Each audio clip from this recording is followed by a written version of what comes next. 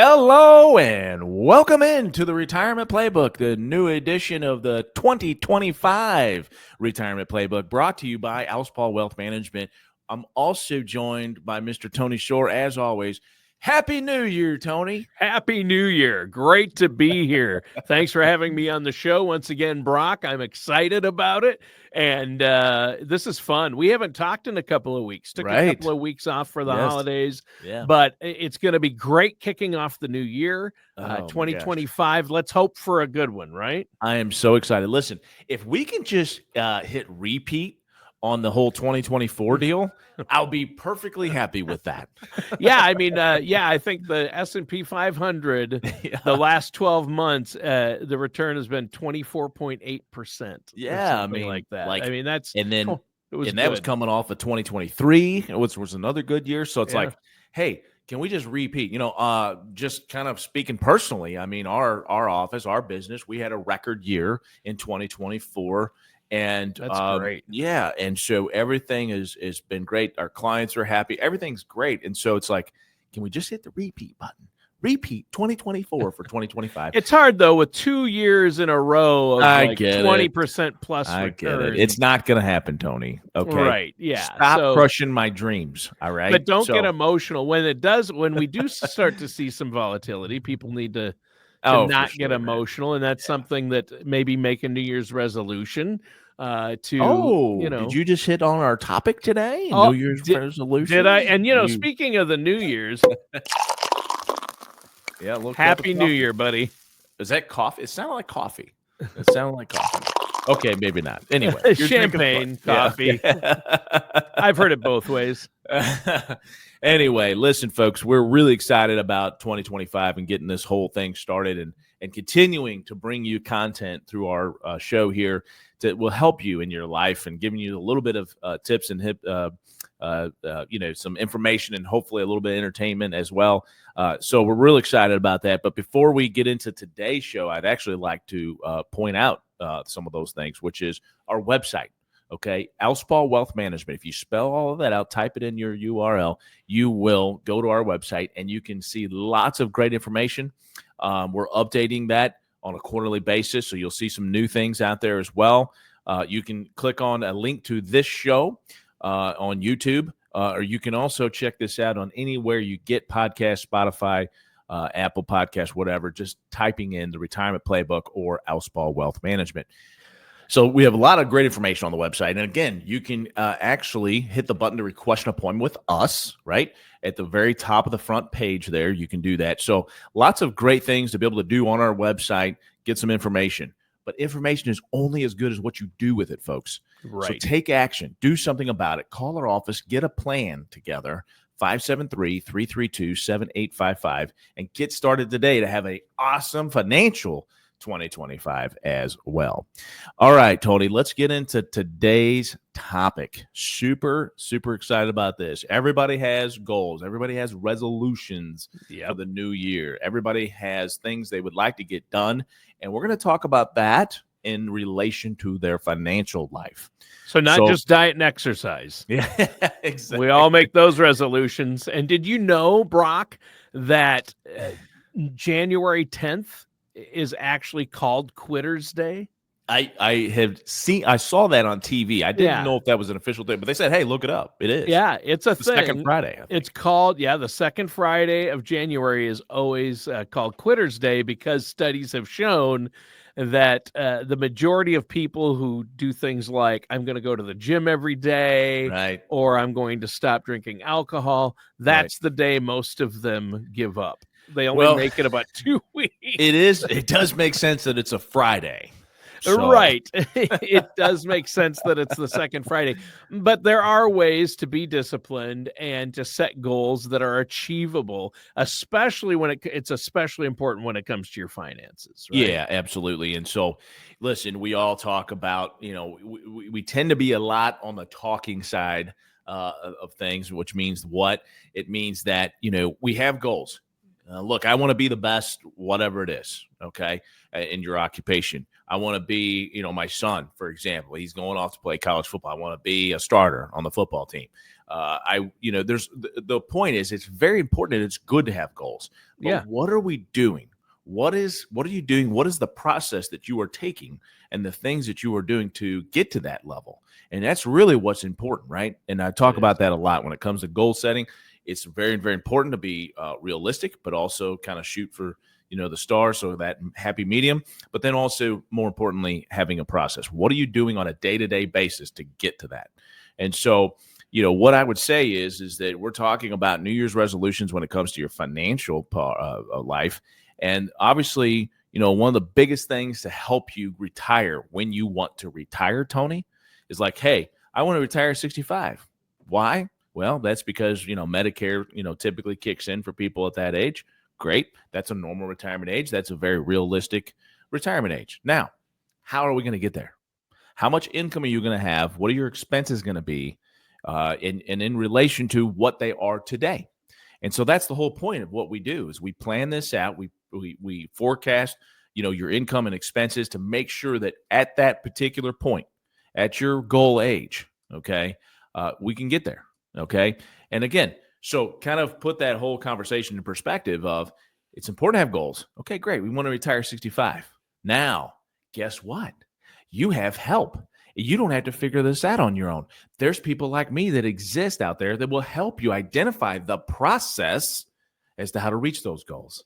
So lucky for you, it doesn't have to be so on you to do it. Now, you have to be a part of the execution team, but you can hire somebody to do the planning and be on the planning team. Okay. And that's the most important piece of it.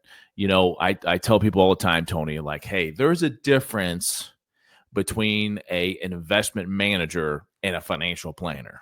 I mean, there's a huge difference. Oh, yeah. Yeah. An investment broker, an insurance salesman, or a certified financial planner, or an independent, advisor like yourself. I mean, a fiduciary, there's a huge difference. A huge difference. And there's nothing wrong with any of those. It's just understanding who you need to talk to when it comes to the planning process and getting everything organized. That's a big piece of what a financial planner does, by the way.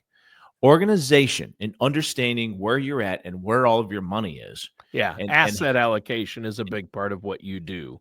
Absolutely. But you can wear all your business, your firm, you have all of that under one roof. And so that's really helpful. You're not just trying to sell somebody insurance. You're not just a stockbroker trying to get people to invest in certain portfolios. You don't work for one of the big portfolio companies. You're an independent fiduciary who's going to look out for your client's best interests and look at the big picture.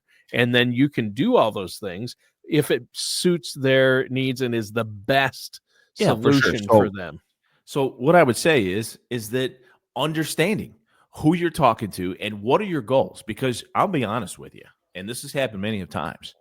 People, will come in or a prospect will come in and we'll have a conversation, and what we do does not match up with what they want. Okay. And we tell them, like, this is our kind of focus, and we think it should be your focus too at this particular point in your life. And if it's not, that's okay. We're just not the right people for you. There's other firms out there that will accomplish those goals for you. So my point is that getting with someone and understanding what your goals are, what you're trying to accomplish, and making sure that what they do aligns with that. Okay. That's really, really important. So goal setting, saving more for retirement. Obviously, that's a huge deal. There's general rules out there, Tony, right? There's that general rule of 10 to 15% of your salary should be socked away for retirement. Hopefully you get a match that kind of goes on top of that. So again, don't count that match in that, 10 to 15%. Obviously, the closer you can get to maxing out, and we have new levels that will allow you to save a little bit more for 2025, right? Yeah. So whether it's an IRA or your 401k, if you're over 50, holy cow. You can put in about 30,000 a year if you're over 50. Yeah. So 31,000 is the max over 50. Now, if you're between, and this is brand new too, hot off the press, Tony. If you're between ages 60 and 63, there's that, they call the whole over 50 additional money that you can put in your retirement plan. They call that a catch-up contribution. So you can kind of catch up for not saving as much in the years prior to age 50. When I was 21, not saving at all, you mean? Right. Very possible. Yeah. But they have a super catch-up now, Tony, for people ages 60 to 63. And so if you're in that age group, you can actually do even more. So that's wow. Yeah. I didn't know about that. That's new for this year. It's new for this year. That just took effect January 1. Yep. Of this year. It's part of the Secure Act 2.0. And that is now gone into effect. So, we had the Secure Act first, and then we had the Secure Act 2.0. So right. And most of the things in the Secure Act 2.0, which we talked about like a year ago, they take effect now this year in 2025. So that's really good to know. But you're right. I mean, the first big resolution financially people should have for 2025 is saving more. I mean, that's always a great idea. Absolutely. And so, that saving more is always good. So that's the putting in, that's the, that's the buckets, filling up those different buckets for retirement, as we always say. By the way, Tony, I just looked it up here. Yeah, that's super catch up. For people ages 60 to 63 is an additional $3,750. So they could do $4,750 for 2025. Oh, wow. Yeah, so over 34,000 they can contribute out of their paycheck if they have the ability. That's if they have the means to do it, right? I mean, that's not. And imagine if you had done that in 2022 when stocks were low. If in 2022 you put in $34,000 and the next 2 years over 20% return, for sure, man. Oh my gosh! Wow. You'd be sitting pretty right now. And there will be corrections and down years. There always is. But if you have a time horizon, like if you're 55 and you're doing this and you're going to retire at 67, you've got quite a while. You've got over 10 years. You got 12 years to capitalize. That's just by the way, just knowing this information, right? I mean, that's again why people like myself exist, is to have the knowledge of these additional things you can do to be able to help yourself and get there if you are a little bit behind. Okay, let's move on to another one. So obviously saving more, Tony. That's our number one resolution for 2025 is to help people save more for their retirement. Actually, before we do move on, I do have one thing, and it actually kind of dovetails to our next one. A lot of times, when I meet with people, the discussion goes like this, is like, hey, I helped my kids get through college, and they're proud of that. And you should be proud of that. That's great. That's very noble to let your kids go through and not have any debt, or maybe very little debt, because you helped pay for a lot of their college. The problem that we usually see, though, Tony, is that they do that in a sacrifice of their own retirement and being able to retire when they want to. And again, if some people are like, I don't care what you say, Brock, that's what I want to do, and I'm going to do it. Okay, well, that's fine. That's great. I'm just saying that if you don't know if you're in that situation, and if you realize, oh gosh, wow, helping them out does push back my retirement 5 years, totally could, by the way. I don't want to do that. Well, you may be doing it and not realizing it, right? Right. So that's the point of earlier the better when you get with a financial planner to help understand these things and to understand, okay, we can't quite do all of the help that we're doing with our kids and their college expenses.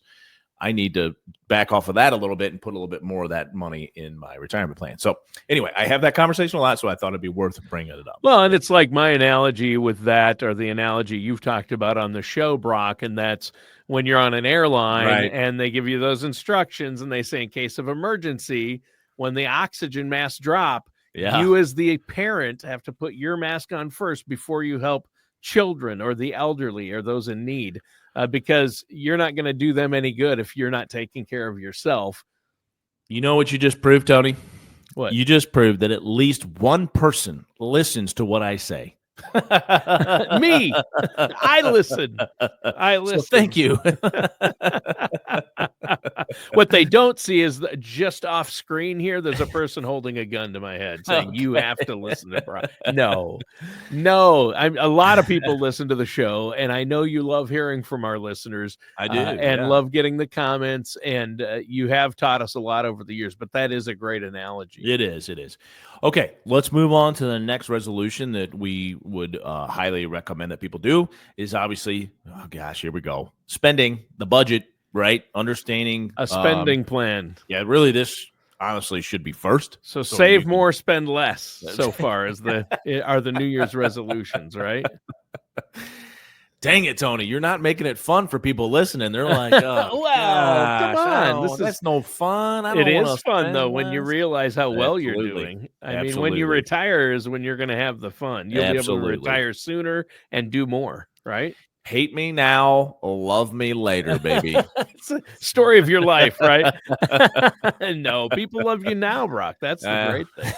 So anyway, yeah, just taking a look at that budget, folks. If you got a little derailed from 2024, maybe at the end of the year there, you spent a little too much on the holidays, whatever, just it's okay. Just we don't need to dwell on the past. We just need to get it fixed for the now and the future. So, taking a look at your budget, taking a look at your spending to make sure that you're on track for the amount of savings and the other things that you need to take care of. Not just retirement, folks, right? I mean, you have short-term goals too. I'm sure we need to buy a car in a couple of years. We need to replace the roof, whatever that is, or air conditioning unit. You need to be prepared for those things. And so having a budget and understanding where your money is going is very, very important. Okay, here's one that you may have thought about it, but for a resolution, this is a good one, is to improve your credit score. Okay. If you take a look at your credit, which you can do that, there's many free services that allow you to check your credit scores. One I've used in the past is Credit Karma, and they pull from all three credit agencies. And so you can see your score with each of those. And so it's important. Why is it important?